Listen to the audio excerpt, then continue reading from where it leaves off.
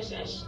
In 2020, the astronauts began launching from Kennedy Space Center in Florida using a SpaceX Falcon 9 rocket, instead of relying on the Russian Soyuz for transportation to and from the ISS.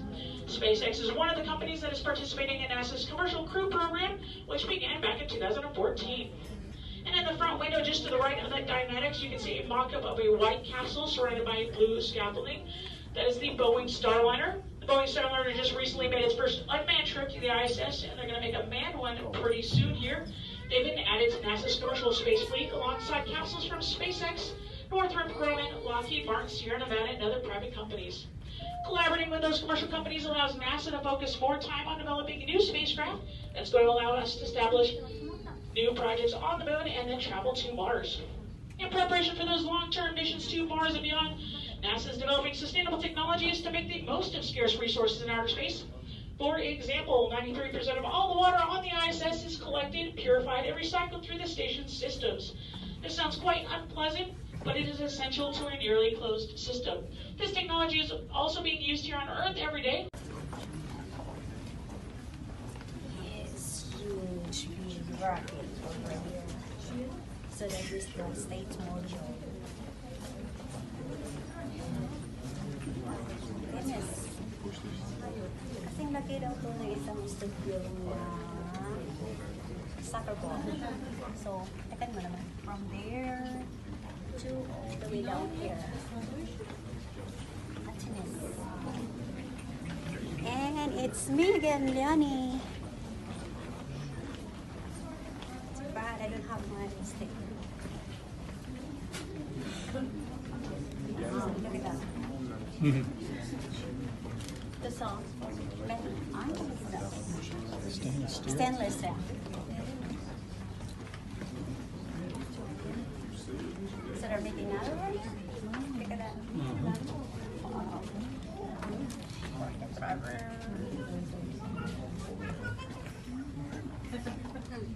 Sorry.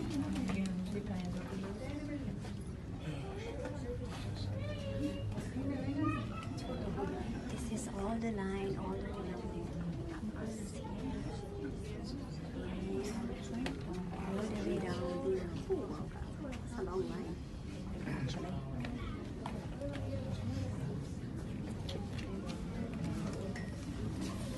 We're moving.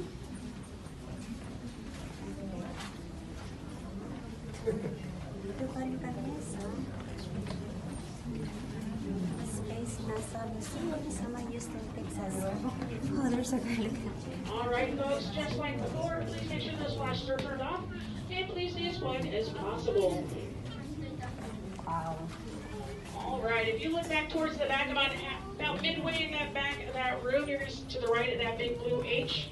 You're going to see a white and silver capsule marked by the Orion logo up top. That is the Orion Command Module. Right. Engineers and astronauts have been doing extensive training over there to prepare a capsule similar to that for the first Artemis missions into deep space, which, if I haven't already mentioned, is going to be on August 29th, which is Monday. Well, the first flight's going to... And then underneath the silver frame, close to me, you're going to see Valkyrie, which is a 6'2" humanoid robot. And there should be 2 of them down there. There should be. Although NASA plans to deploy Valkyrie to distant celestial bodies, this was not its original intended use. Using a virtual reality headset, just like when you play those VR video games, an astronaut or a first responder can pilot Valkyrie to explore the surface of a distant planet or into a flood, fire, other disaster zones here on Earth to search for survivors or clear dangerous debris. With an incredible advancement in medicine, it would allow a specialist or a surgeon to directly observe or even perform complicated surgeries on the other side of the globe using a technology just like Valkyrie. And I do believe they're still on Twitter if you want to follow Valkyrie. And then on the very left-hand side of the room, you're going to see Argos, which stands for Active Response Gravity Offload System. And that is a system that's designed to help train astronauts in low gravity. They can't set it to full microgravity or no gravity, so they can only train in low gravity. So if they're training to go to the moon, they're going to get 1/6 of the gravity. And if they go to Mars, they're going to get anybody? 1/3, all right. So they can either train in their full spacesuit or they can train in just t-shirts and shorts, whichever they prefer. They've got a few obstacles down there that they can use to help those astronauts train, or they'll just be down there pushing it to the ground, which is probably what we need here on Earth, helping us get up off on our feet. So make sure you get a picture of that as you walk by at the very end of this hallway. And that concludes our tour here at the Astronaut Training Facility. Just make sure that as we leave, please make sure that those flashes are turned off. And please remain as quiet as possible. This hallway gets quite loud, and if anybody has a problem with loud noises, we don't want to disrupt their brains. So please try to stay as quiet as possible while we're in this hallway. And if you reminders before we head back down to the tram, you'll notice it did start raining, so our seats may be a little wet. So be prepared for that. And please return, once we get downstairs, please return to the exact same seat and row you were sitting on earlier. If you have any questions, feel free to ask me once we get to the bottom of the stairs. If you need that elevator, it's going to be out here to the left of the stairs. Just go down to floor 1. And I'd really like to thank you for your time and attention. I really appreciate that. And you can follow me back downstairs at the tram. Thank you very much, folks.